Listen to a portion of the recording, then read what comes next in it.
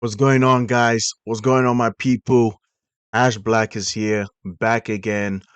Just got done live reacting to Arsenal versus Burnley. Hey, check it out, man. If you guys always have time, I would appreciate if you guys can join me in live reacting to this game. I will be live reacting to Bournemouth versus Manchester City and Tottenham on Chelsea versus Tottenham Hotspurs tomorrow. So I hope you guys will check me out. And please like and subscribe once again, guys. Like and subscribe once again. You guys tell me in the comment section, what do you guys think about this game? Do you think it's already done for? Do you think it's already a guarantee that Arsenal is lifting this trophy up? Right now, I believe Arsenal should be 5 points ahead of Man City, right? And this is gonna be a very crazy. This was a very crazy game in terms of how Arsenal played, came out so well and so strong in the first half. They scored a goal in the first half, and they looked like they were the dominating team in the first half. They had about almost 70% ball possession to Burnley, who had only 28 ball possession. Right, the XG in the first half was about 0.64 XG to Burnley, who had about 0.06, or whatever the case is, right? 9 shots, almost 3 shots on target. I mean, Arsenal that first half was phenomenal, right? Now we can look at the lineup, right? Arteta displayed a 4-3-3 formation with, you know, Calafiori, Gabriel, Saliba, and obviously Mosquera because Timber and Ben White has been injured, which is understandable. And I think Mosquera was very, very solid throughout the whole game. First half was phenomenal. Second half, I think he faded. Then the midfield trio was actually interesting to me. That and the number nine. Eberechi Eze, Declan Rice, and Martin Odegaard to me was the midfield trio, 4-3-3 formation, and then Kai Havertz has the number nine. Now, obviously, Kai Havertz scored in this game with a lovely header with a set piece from Bukayo Saka, right? But other than that, I don't think it was anything that phenomenal, man. I don't think he had a presence, right? The only thing I would say about Kai Havertz was he's a ball playing number nine, right? That could drop into the number 10, drift wide to the left to either flanks and try to link up. And that's what he did. Obviously, that was the instructions by Mikel Arteta where Kai Havertz will join up to the midfield, and then you see Calafiori drifting inverted inside the box, taking up that number nine spot right there. I don't know how I felt about that. The reason why I'm talking about specifically Kai Havertz, even though he scored a goal, was I felt like Gyökeres should have started this game. Yes, Kai Havertz scored a goal. I still think Gyökeres should have started this game because what I thought would be was you play a 4-2-3-1 formation with Declan Rice and Lewis Kelly, and then you have Gyökeres who can have the two center backs of Burnley, right? Glued on him, which will open up the flanks for Leandro Trossard, it will open up the flanks for Bukayo Saka, and open up the flanks for Eberechi Eze as a number 10 to try to shoot some, to go out to play some 1-2 with Gyökeres if that was possible. But obviously, that clearly was not the case. Kai Havertz played right there, and I think that's why Arsenal, despite how Arsenal was the dominating team in the first half, when it came to open play, they kind of could not just put the ball inside the net per se, you know.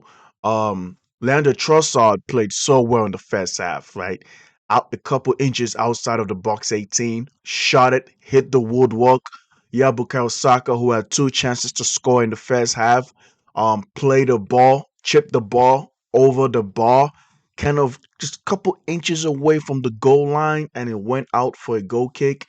You had another chance that because Saka had it, I felt like if you were just a bit more physical, he could have scored, right? He had a square pass coming in from either Trossard or Calafiori, and he kind of went down in the box, and he was asking for a penalty. Arsenal player was begging for a penalty, like, yo, VAR should take a look at this, right? And as Steve, I think it was, he actually got a touch on the ball. He did not necessarily foul Bukayo Saka, And I felt like it's been happening a lot lately where players are going down so easily in the box. I feel like Saka, you're strong. Like you can just use your ass cheeks to hold up on the center back, bro. Like just push him out, get the ball, and you can just one touch and shoot it in, bro. I don't know why players in the box are so quick to go down so easily and trying to tangle up their legs with other center backs. There is no need for that, bro. No need for that at all. Now, here's the thing I have to say about Burnley, right? Burnley was horrible in the first half.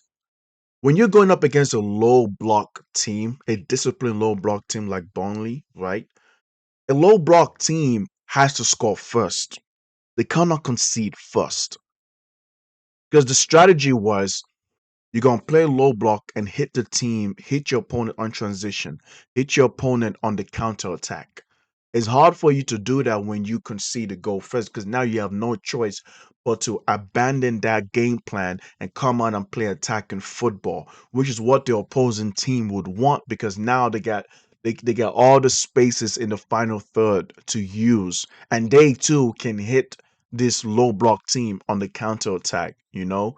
So I think Burnley did well when it came to open play. It's just crazy to me that Kai Havertz was able to find a space and head that ball in off of a corner kick from Bukayo Saka, right? It's typical Arsenal. Typical Arsenal to score that goal, right? But hey, what can we say, man? They scored a goal and they were able to grind it out, right? Second half, I will be honest, Burnley played very, very good football. Um, just obviously just not enough execution on the ball. Like I said, the defense of Arsenal has been the greatest thing about Arsenal this season, right? Calafiori was solid. Gabriel Saliba, very solid. Mosquera, in my opinion, was fading away in the second half. David Raya didn't have to do much because, ball never got to him. I mean, he only had like 20 touches and zero saves. So he really never had to do much, Not much at all. Just only 20 touches, bro. Right? Ian Fleming was, you know, obviously could not get himself in position for him to do some damage.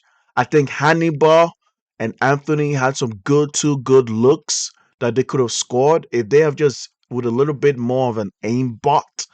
If they could have applied some Call of Duty aimbot to the shot, I think they could have scored because I saw two good long range shots from Hannibal and Jaden Anthony, but it was way off target. So what can I say? But man, it was a really, really, really like tactical, grind. It was such a tactical grind from Arsenal, right? Substitution was made, and I think this substitution that Arteta made was very, very good. I predicted in my live reaction that Arteta's not going to make a change until around the 70th minute because this lineup and this formation was doing damage in the first half. But clearly, it was no longer holding up anymore. So what did he do? He did what he had to do. He did a three substitutions at the same time in Capier, Lewis Kelly, and Victor Gyökeres. In Capier, Lewis Kelly to help with the defense and the ball and the ball retention and all that, and which also allows Declan Rice to move up. Because Declan Rice as a number six was amazing, bro. Oh my god. This guy had 100 touches, bro. He had 100 to me, I think Declan Rice should be man of the match, in my opinion, bro. Declan Rice should be man of the match. My god, this guy is so good. Declan Rice is so good, y'all. He had the most defensive contributions, had the most touches, initiating the attack, anchoring the defense, 20 passes into the final third, two touches in the opposition box, 7 out of 13 accurate long balls, which is over 50%, I believe, 5 tackles, 3 clearances, 7 recoveries, and did not get dribbled past. Ground duels, 6 out of 6. Aerial duels, 1 out of 1. Declan Rice was amazing in this game, bro. Amazing. He got to be PFA Player of the Year, bro. As a number six, my goodness. Honestly, I've always been saying that Caicedo was better than Declan Rice this season, but I'm sorry, bro. As a football fan, Declan Rice to me is over Caicedo this season, bro. I'm gonna be straight up honest with you guys, man. I cannot lie. I'm gonna be honest with you guys. It is just Declan Rice has been phenomenal, bro. Phenomenal this season. Right now, one thing I do have to mention was the same Kai Havertz who scored the goal was also the same Kai Havertz that could possibly go in the red card. There was a tension going on where Kai Havertz kind of picked up a yellow card for a late challenge on Ugo Chuku, right? And it was kind of like on the back of his leg towards his Achilles. But I was wondering, like, why is it a yellow card, not a red card? I think it should have been a red card, in my opinion. Arsenal should have been down to 10 men in my opinion, bro. But what can I say, bro? Referee VAR, they did look at it for extensively. That's why it was 7 minutes stoppage time. But I still believe that that should have been a red card. That would have allowed Burnley to have an opportunity for them to find a way to do some damage, hopefully equalize the game. But maybe that is just me being a hate watch. You know what I'm saying? I was watching AFTV and this lady in AFTV live stream said that, oh, that should have been a penalty for Bukayo Saka. I wonder what she's going to think about if that should have been a red or yellow card by Kai Havertz. I wonder if she's going to keep that same energy because she says, strictly speaking, as a football fan, that should have been a penalty when because Saka went down in the first half. Well, as a football fan, is she going to admit that it should have been a red card for Kai Havertz? Because it's easy to declare yourself as a football fan before being an Arsenal fan.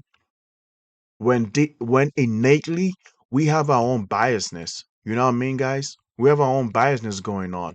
But either way, well done by Arsenal, bro. They are this close to just they got one hand on the trophy right now.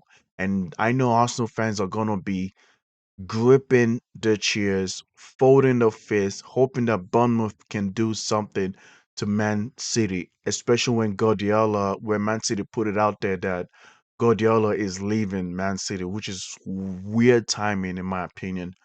Very, very weird timing. But let's see how it goes, man. This is it for me, guys. This is my reaction, my analysis of the game of the football of the game that was played between Arsenal versus Burnley. I hope you guys will like and subscribe, and I'll see you guys tomorrow. Peace out, y'all. Ash Black is out.